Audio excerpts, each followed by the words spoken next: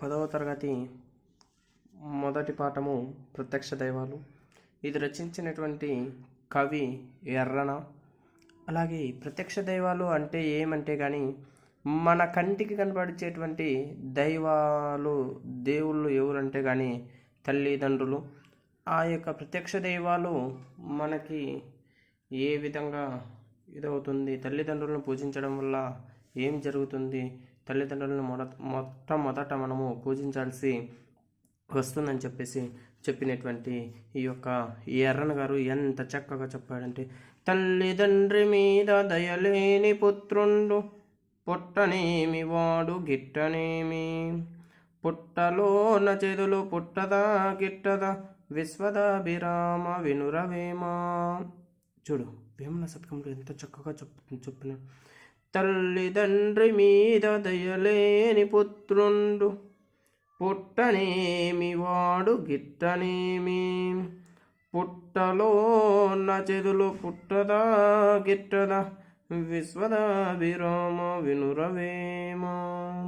ఎంత చక్కగా చెప్పాడు, ఎంత అద్భుతంగా చెప్పాడు. చూడండి, తల్లిదండ్రి మీద దయలేని కుమారుడు వాడు పుడితేనేమి చస్తేనేమి, పుట్టలో ఉన్నటువంటి చెదులు పుడతాయి చచ్చిపోతాయి అని, పుట్టవా చచ్చిపోవా అని ఎంత చక్కగా చెప్పాడో మన యొక్క వేమన శతకం గురించి మనం తెలుసుకోబోతున్నాం. ఉద్దేశం ఏమంటే కానీ ఇక్కడ లోకంలో కంటికి కనపడించేటువంటి దేవతలు ఎవరంటే కానీ అమ్మా నాన్నలు. వారిని ఎల్లప్పుడూ సేవించడమే ధర్మాలన్నిటిలో ఉత్తమ ధర్మం. మనకి కంటికి కనపడించేటువంటి దేవతలు ఎవరంటే కానీ అమ్మా నాన్నలే. వారిని ఎల్లప్పుడూ మనం ఏం చేయాలి, పూజించాలి, వాళ్ళని సేవించాలి. అంతకంటే ధర్మము వీటిలో కూడా లేదు అని అంటారు. ధర్మాలన్నిటిలోనూ ఇదే ఉత్తమమైనటువంటి ధర్మం. ఆ ధర్మాన్ని అనుసరించాలని చెప్పడమే ఈ పాఠం యొక్క ఉద్దేశం. ఎంత చక్కగా చెప్పాడో కదా మన యొక్క ఎర్రన్న. అలాగే పద్యాలలోకి వెళ్దాం. చూడను ఎంత చక్కగా చెప్తాడు మన యొక్క వీళ్ళు. ఏ నిమ్మెయు ఉత్తమ విజ్ఞానోన్నత వడయుటకు నిజంబగు మూలం, పైనది కలదొక ధర్మము పూర్ణత యది నీకు దృష్టముగా నెరగింతు. ఎంత చక్కగా చెప్పాడు మన యొక్క కౌశిక మహర్షి గురించి, అలాగే ధర్మవ్యాధుడి గురించి ఎంత చక్కగా చెప్పాడు. ఏ నిమ్మే ఉత్తమ విజ్ఞానోన్నత వడయుటకు నిజంబగు మూలం, వైనది గలదొక ధర్మము పూర్ణత యది నీకు దృష్టముగా నెరిగింతు. చూడండి ఎంత చక్కగా ఏమంటే కానీ ఇక్కడ కౌశిక మహర్షి ఎవరికి చెప్తూ ఉన్నాడంటే కానీ ఇది ధర్మవ్యాధుడు వచ్చేసి కౌశిక మహర్షికి చెప్తూ ఉన్నాడు. ఏం చెప్తూ ఉన్నాడంటే, కౌశిక మహర్షి, నీవు నన్ను సర్వజ్ఞుడు అంటున్నావు, అభినందించావు. నేను ఇంతటి విజ్ఞానాన్ని పొందడానికి మూలమైన ధర్మం ఒకటి ఉంది. ఆ ధర్మానికి నీకు కనిపించే విధంగా తెలియజేస్తాను అంటూ. ఏ విధంగా? ఆ యొక్క ధర్మవ్యాధుడు అనేటువంటి వాడు తల్లిదండ్రులు సేవిస్తూ ఉంటాడు. ఈ కౌశిక మహర్షి ఏం చేస్తాడంటే కానీ విజ్ఞానం ఎక్కడ చిక్కుతుంది, నేను ఎలా పొందాలి అనేటువంటి దాని గురించి చెప్తూ ఉంటాడు.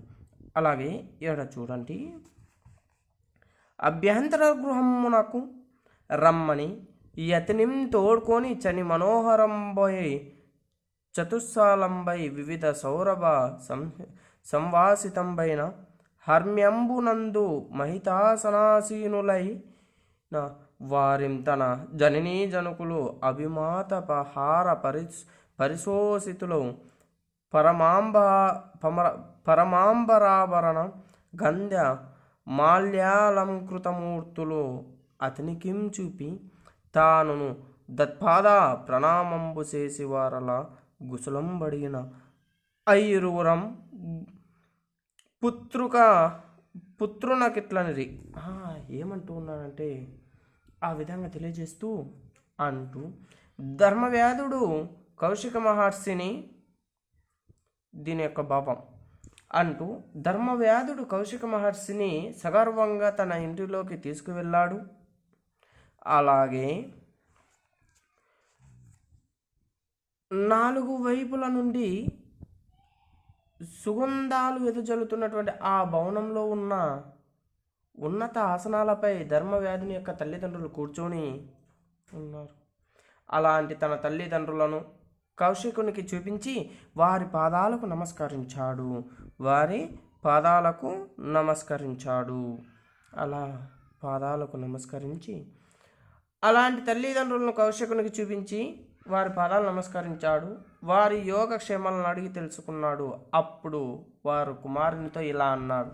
ఏమన్నారంటే కానీ, అన్న కుమార, నీ ఎట్టి సత్పుత్రుండు కలుగు మాకేమిటి గడసెపము, నీ చేయు ధర్మంబ నీకు తోడయ్యడు పరమాయురార్థ సంపదులగనుము, నీ చరిత్రంబున నిఖిల వంశము పవిత్రమయ్యే మానుసదేహమేలా, ధరించితో కాని తత్వమారయ పరదేవత వీవు సంధియము వలదు అంటున్నాడు.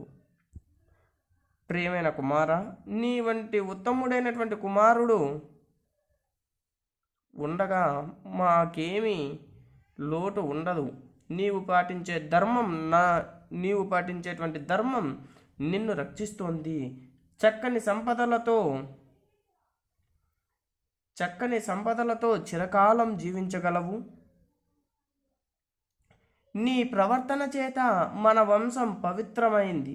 మానవుడిగా జన్మించావు కానీ దేవతలలో గొప్ప దేవతవు, అనుమానమేమీ లేదు. మనస్సు మాట ఆచరణాల చేత తల్లిదండ్రులను ప్రేమిస్తున్నావు. ఉత్తమ గుణవంతుడైనటువంటి నీ గురించి చెప్పి ఆ తర్వాత పరశురాం గురించి చెప్పాలి. నీకు ఎవరూ కూడా సాటి రారు అని చెప్తూ ఉన్నారు. చూడు, ఇంకొకసారి చూద్దాం. ఆ 3వ పదం ఎంత చక్కగా ఉన్నదో.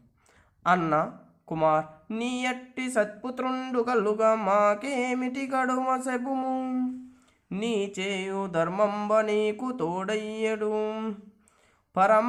పరమాయురార్థ సంపదలు గనుము, నీ చరిత్రంబున నిఖిల వంశము పవిత్రమయ్యే మానుష దేహమేల ధరించితో కాని తత్వమారయ పరదేవత వీవు సంధియు వలదు.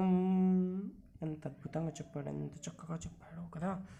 అలాగా తల్లిదండ్రులను మొట్టమొదట మనం సేవించాలి. ఆ తర్వాత విజ్ఞానాన్ని పొందుతాము, సంస్కారం వస్తుంది, గుణము వస్తుంది, అన్నీ కలుగుతాయి అంటూ ఉన్నారు మన యొక్క వీళ్ళు ధర్మవ్యాధుడు కౌశికునికి చెప్తూ ఉన్నాడు.